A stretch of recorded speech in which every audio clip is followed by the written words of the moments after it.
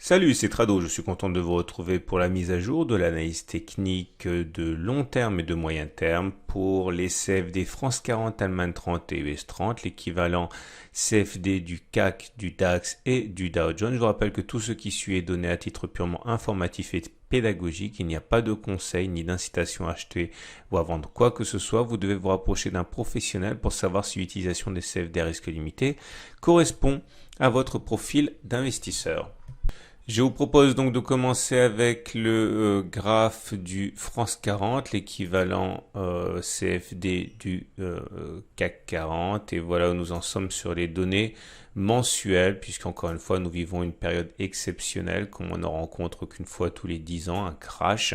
Et seuls les repères de long terme peuvent espérer modifier le cours des évolutions immédiates. Et voilà où nous en sommes donc pour le France 40, comme vous pouvez le voir sur ce graphe où une bougie correspond à un mois de cotation, nous avons cassé le support des 4740-4550, mais la résistance semble s'organiser autour des 4233-780. Nous avons enfoncé cette zone, mais pour l'instant elle est préservée, comme elle a déjà été préservée en 2016 et plutôt encore 2015-2014. C'est normal, c'était une zone de support qui a été cassée, de résistance qui a été cassée et qui est donc devenue support.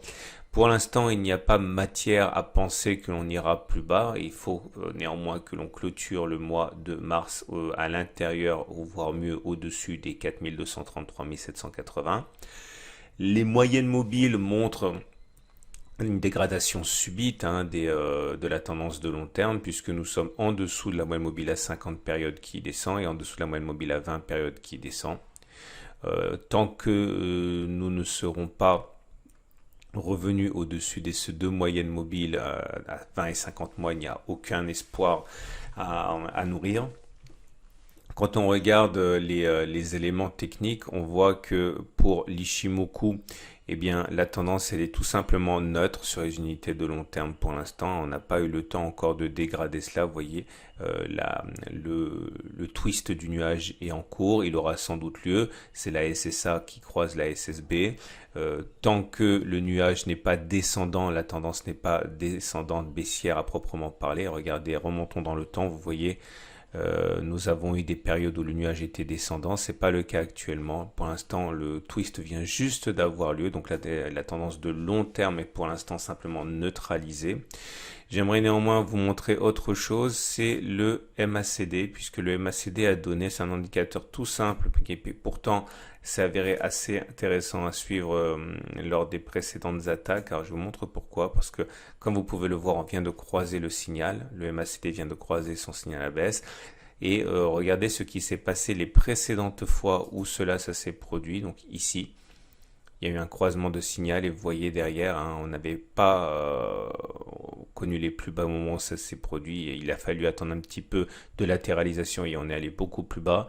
Ici aussi, lorsque le MACD a croisé son signal sur cette bougie, eh bien, on a eu une sorte de rebond technique, rebond auquel on peut s'attendre également sur le France 40 avant d'avoir des nouveaux plus bas. Ici, ça a été plus discret. Ok, on a eu un signal qui n'a pas fonctionné véritablement avec le croisement de MACD. On est allé plus bas sur cette bougie, mais après, on n'est pas allé plus bas. Et ici, il y a un autre croisement. On est bien allé plus bas. Donc, vous voyez, généralement, on est allé beaucoup plus bas sur cette bougie, effectivement, en 2007. Donc, sur 5 croisements récents de MACD, un seul a été un faux signal. Il faut donc se méfier, puisque généralement, lorsque le MACD croise son signal, on va plus bas. Et donc, il y a des chances en ce sens qu'on le fasse également maintenant, même si, encore une fois, vous l'avez remarqué, il y avait généralement des rebonds techniques. On regarde l'Allemagne 30 à présent, toujours sur l'unité de temps mensuelle. Et pour l'Allemagne 30, la situation est totalement comparable, c'est-à-dire que pour l'instant, on est sur un support. Ce support à 9270, 8340 tient. Il a déjà préservé les cours là aussi en 2014, en 2015, en 2016. Donc c'est un support solide qui provisoirement joue son rôle de frein à la baisse. Nous avons là aussi des moyennes mobiles à 20 et 50 mois qui commencent à descendre. La tendance est plutôt baissière, mais là aussi en Ishimoku, et c'est intéressant d'avoir des avis différents selon les outils utilisés. Vous voyez, le twist va sans doute avoir lieu ce mois-ci, mais il n'a pas encore eu lieu. Pour qu'on puisse parler de véritables tendances baissières de long terme, il faudrait que le nuage soit descendant comme il a pu être ici ascendant. Vous voyez, on n'y est pas encore. Par contre, là aussi, il faut suivre de près cet indicateur tout simple qui a bien fonctionné préalablement. J'en ai déjà parlé. Il s'agit du MACD. Car là aussi, malheureusement, pour l'indice allemand, eh bien, il y a un croisement de signal qui vient d'avoir lieu. Alors, les précédents ont eu lieu ici en mars 2018 et vous voyez, il y a eu un rebond technique, une sorte de dead cat bounce, comme on dit, avant une nouvelle attaque baissière. Ici également, vous voyez, signal baissier eu là. On a eu un rebond technique avant d'avoir des nouveaux plus bas qui sont inscrits. Là, c'est également un signal qui a été donné sur cette bougie. Mais là, contrairement à ce qui s'est passé sur le France 40, on est bien allé plus bas plus tard. Ou encore, regardez, c'est le croisement de signal ici. On est allé marginalement plus bas, mais on est quand même allé plus bas. Tout ça pour dire, et puis bon, cette grosse attaque baissière ici, hein, avec le croisement MACD.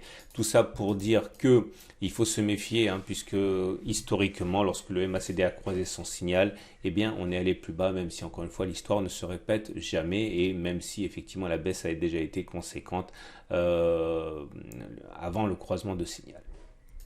On va terminer avec l'US 30 qui lui aussi est dans une forme très relative. Regardez ce qui se passe. Là, la tendance n'est pas aussi baissière qu'elle peut l'être pour les autres marchés qu'on a évoqués au regard des moyennes mobiles, puisque la moyenne mobile a 20 semaines est bien descendante, mais pas la moyenne mobile encore à 50 semaines qui est plate. Néanmoins, les 23 300, 21 400 ont lâché.